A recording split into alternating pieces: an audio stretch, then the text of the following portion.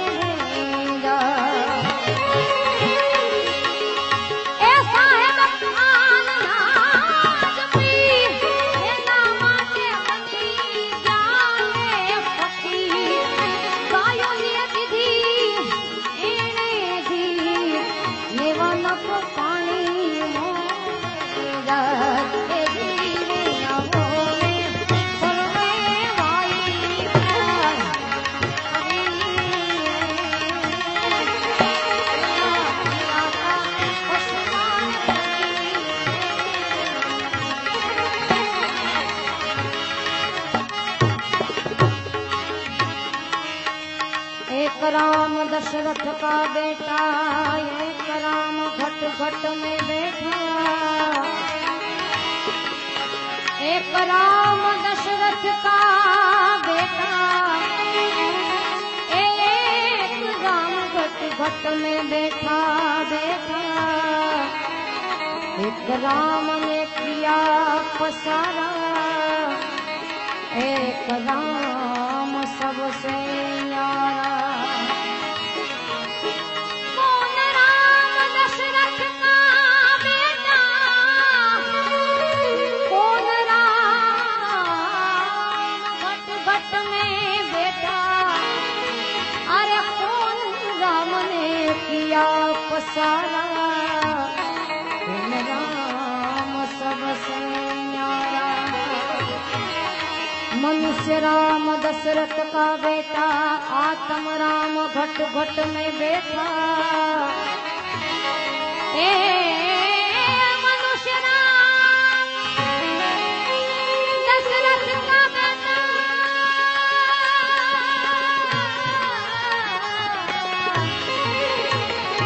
आत्म राम घट घट में